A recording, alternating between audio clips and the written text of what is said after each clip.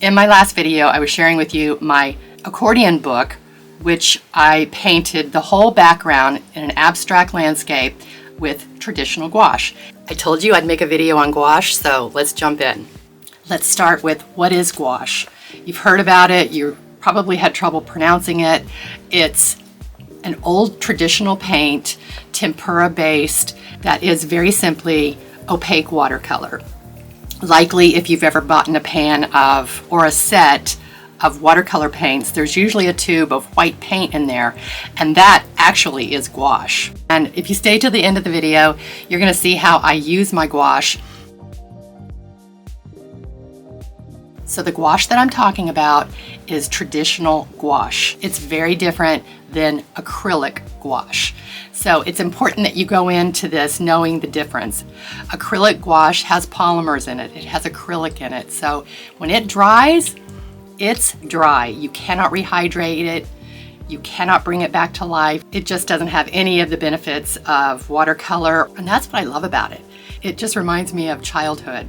So let's talk about it. I'm going to share with you how I use it in my work. I've been using it for decades. It's my absolute go-to preference for paint. It just is.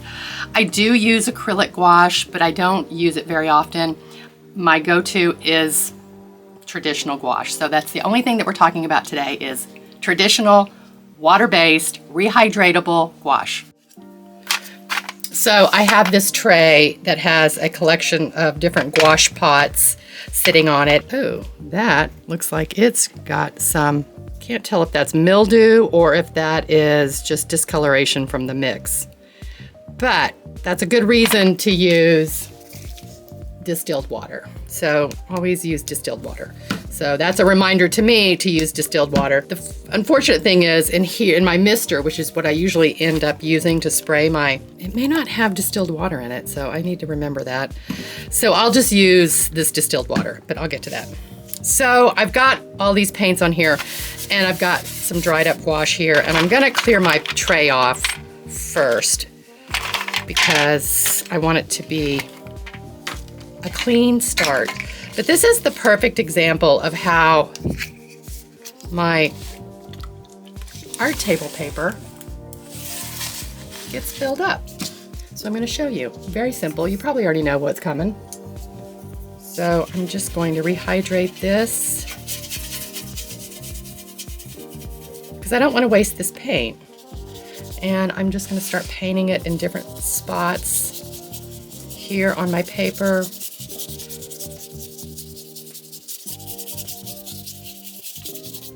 Of course, I could do one big swash of color, but I'm going to just put it in different spots around here to kind of spread it out, because the chances are I'll likely fold this piece of paper into a concertina book when I'm finished. You don't have to be exact with it, but it's kind of fun to just sort of follow the marks that are already down.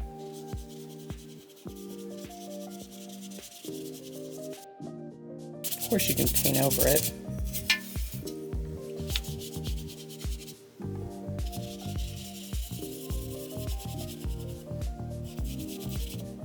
You can also make little blobs of color. And this is the kind of thing that just is sort of relaxing. You can use it as a warm-up or just a mark-making experience. When you do this, it sort of gives a universal color theme throughout your concertina book, if that's what you choose to do with this. Okay, so I've used enough of it. I actually could use more, but I think I've got enough down. And, you know, I could finish this up with just a paper towel, or I could use it with a wash on one of my index cards that I use, which I have on my desk at all times. I use my index cards just for play, just for exploration. But then they can also turn into a collage. This is exactly what I did here. I move some paint off of some surface, some palette, and I put it on my index card, and then I stamped out a little vignette. And then I have the smaller index cards too.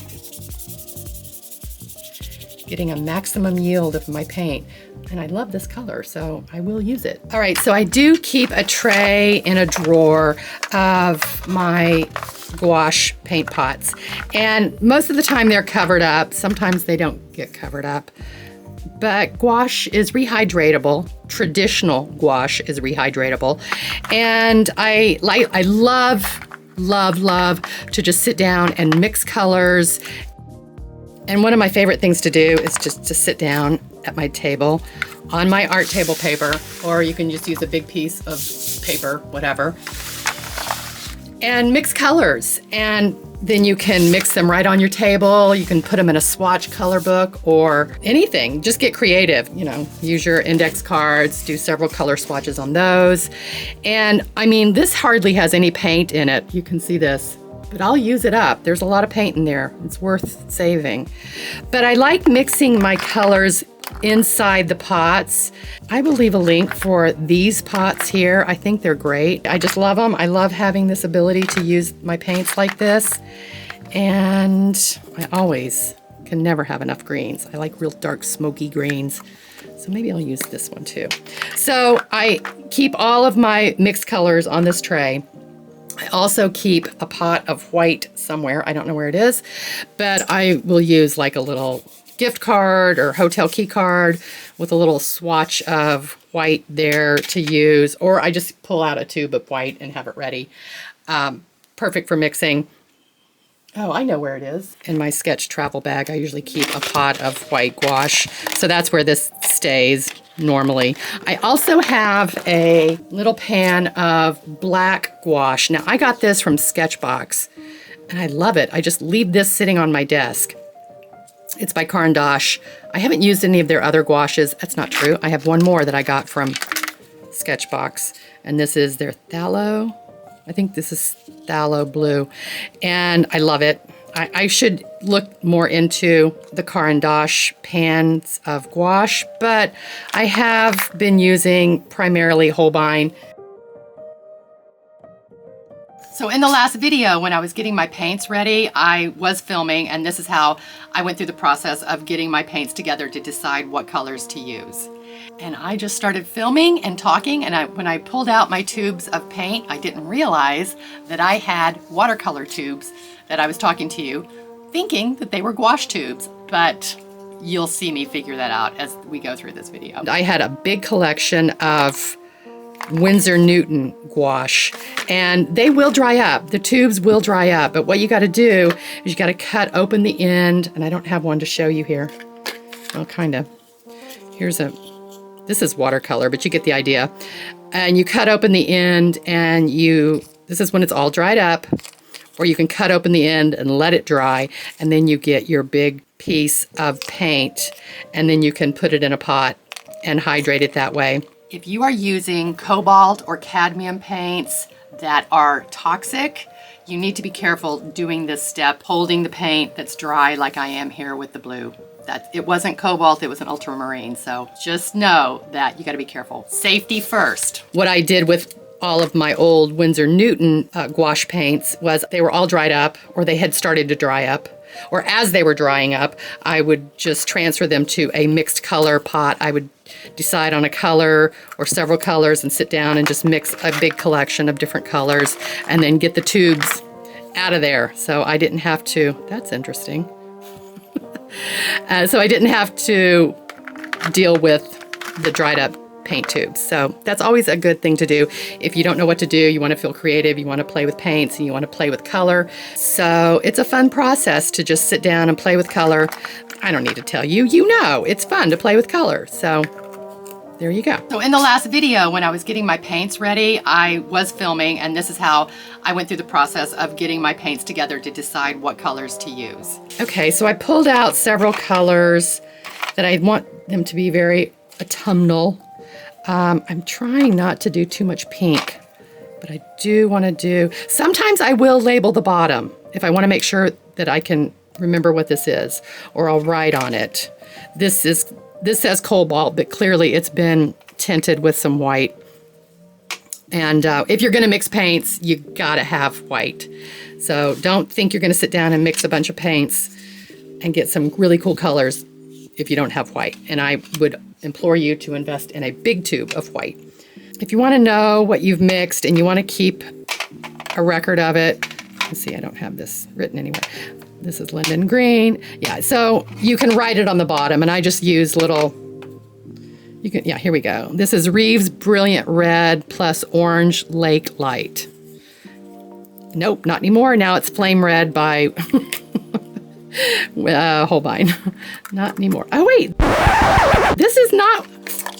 Oh, jeez. I was just so focused on filming that I didn't realize that I had watercolor. But with Holbein, they put a G right in front of the color number. So G for gouache, W for watercolor. Got it, Autumn? Got it. So this is an old Winsor Newton Naples Yellow Deep. Here you can see I have cut this open and I want to let it dry. Well, it probably already is dry. So I would cut it open carefully. I would cut it open like this. This is watercolor here, but you get the idea. I would pull out the big chunk of dried paint and then I would hydrate it in a little paint pot and then mix it, add colors to it, mix it some more. You got to have a big tube of white. It just makes all the difference in the world when you're mixing paint. If you don't have white, you're not going to get very far. You don't necessarily have to have black. It does help, but you don't. You don't really. You can make black with all your colors. So you will feel when they start to go a little dry. Some are easier to squish than others, and some pigments will dry out quicker than others too. So keep that in mind, and you'll see which ones, because pigments, they're all different. This primary magenta is ready to go, I think, ready to be repurposed into a paint pot. So it's a great activity for playing with color and exploring the different color mixes that you can come up with. Gouache, my favorite right now, Holbein gouache is my favorite go-to. I do like Winsor Newton. I just feel like their colors are kind of limited. I don't know why. I don't know. It's just my opinion. There are other lines of traditional gouache, but Holbein's my go-to right now, and I'm really happy with it. So I might pull out some of these. This one, so here's my permanent yellow deep. I love this color, but it's starting to dry out. So I should open up this lid and just let it dry out, which yeah, it's getting there. Yeah, it's pretty dry. So I'm going to let it dry out a little bit more before I try to scoop it out of the tube. So I have a backup, and this is a great color. I'll probably use this too. And maybe some raw sienna.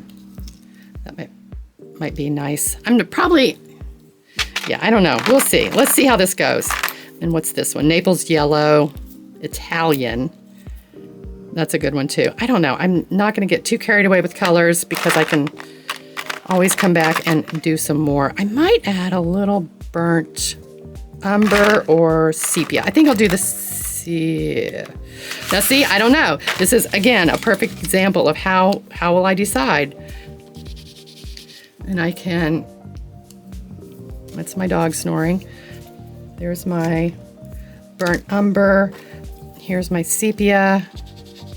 Sepia's already started, I bought them at the same time, and I can feel the sepia is already starting to dry up quicker. Again, it's the pigments. They all respond differently.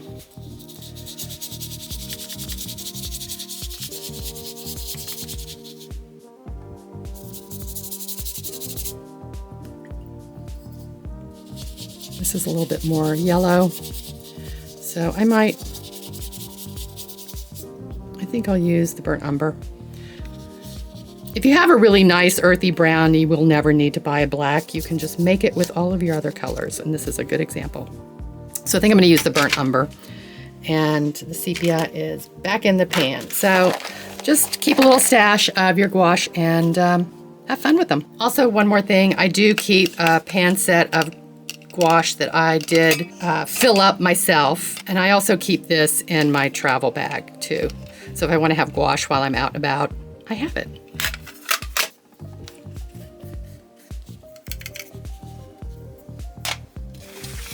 So I'm just going to do a flip through of my sketchbooks and the different ways that I've used gouache.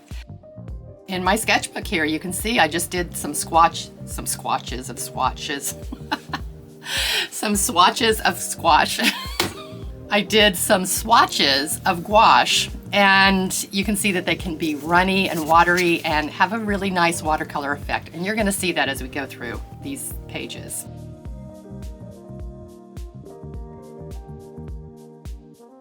And this was by the pool. I was just doing some live painting, and you can see that the water is very watercolory.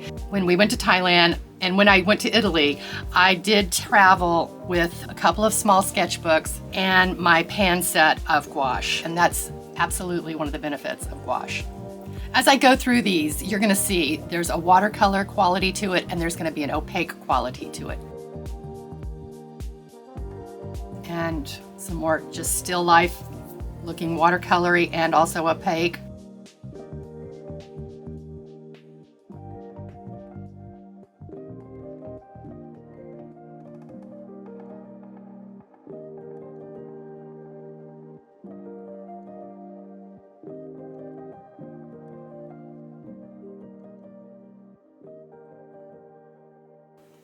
Now, I do use it a lot with stamps, and I actually stamp with gouache.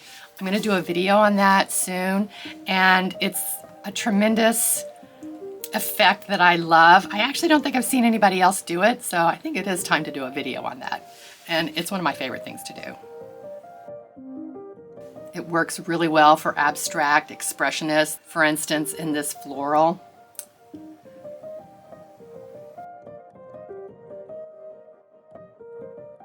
And this botanical, you can see I stamped on top, and then I come back in with some heavier paints on top.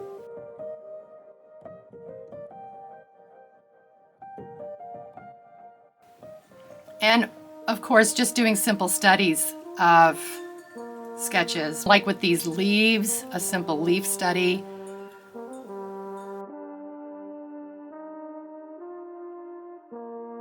You can see the real beautiful effect. One of the other great things I love about gouache, like watercolor, it blooms and it will run, and so you can get these beautiful bleeds and effects with your gouache just like you can with your watercolor.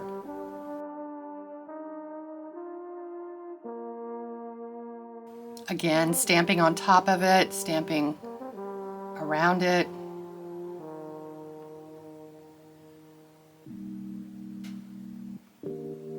When it's dry, it works really well with receiving gel pen. I love that about it. It's not something you can do with acrylic paint.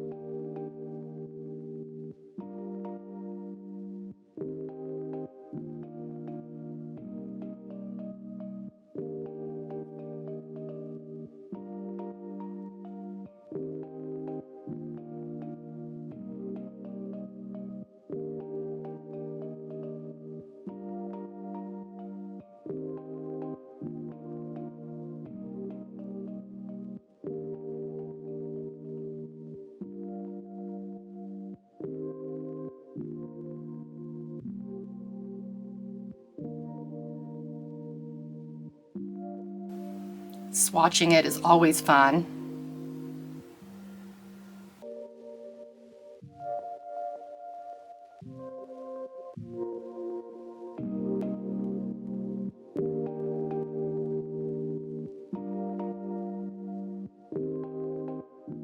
Another great thing I love using my gouache with is in my Tone Tan sketchbook, because I love the color of the paint and the real opaqueness of it, and then putting it right on top of the craft color paper. I love that look. So here I did some pumpkins, and actually I ended up carving several of these pumpkins. But all I did was simply paint the pumpkins first and then came back in on top of it with a black gel pen. It's a great illustrative practice.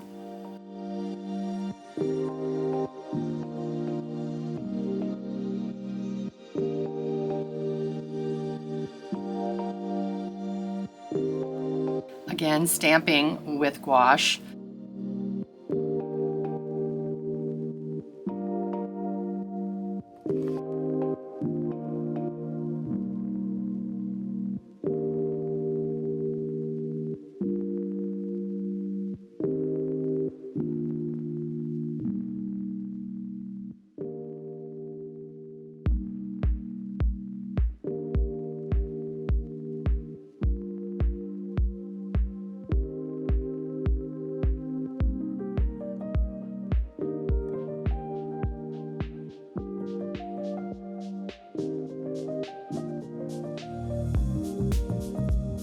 Here with this wisteria, I did a very loose painting background with the gouache, and then I came back in and I stamped on top of it. One of the great things I love about stamping on traditional gouache, it will kind of absorb the ink a little bit, make it look buffed and smooth, and sometimes it doesn't work, but when it does, it's a beautiful effect. Stamping again with gouache in a watercolory fashion.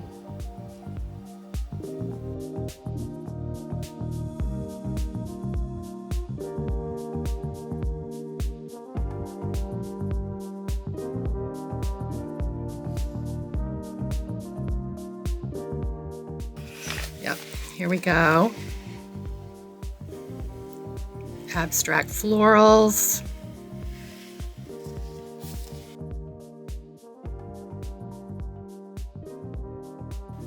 Here I just stamped a black design repeatedly and then filled it in with gouache. I just love the look.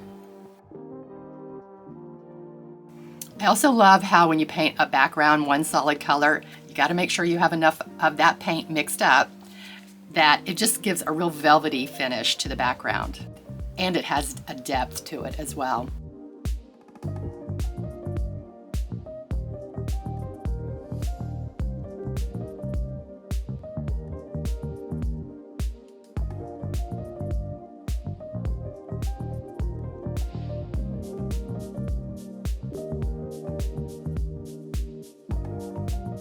It's so versatile. You can really see how it can go from very transparent watercolory looks to opaque, heavy, rich color.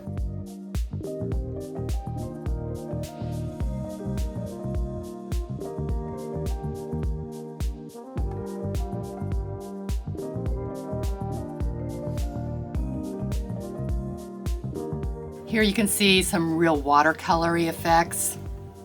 Again, more stamping with my gouache.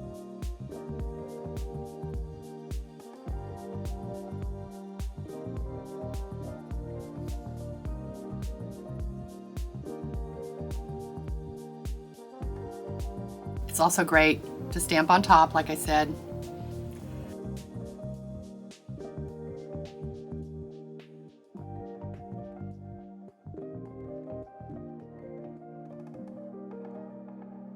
Swatching.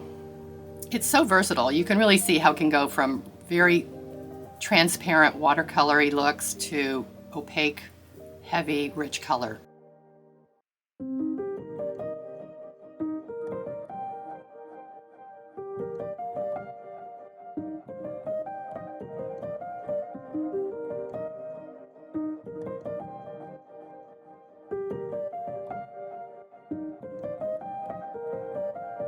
In this abstract floral, you can even see the texture quality that it can provide.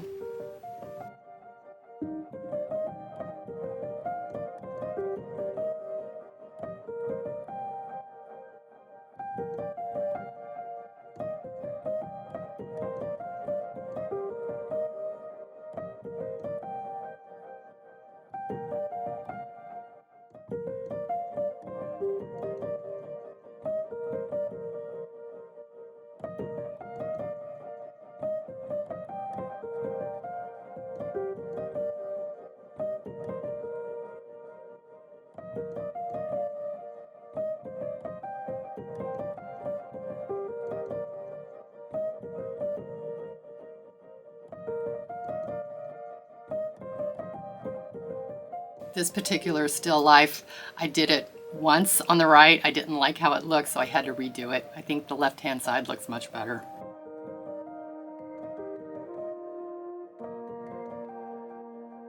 But that's how it works with any creative process. You got to just keep going. You can see how I was playing with colors and doing different swatches and stamping with the gouache. One of the great benefits of gouache is after it's dry, you can go back in and scrub on top of it with a clean, wet brush.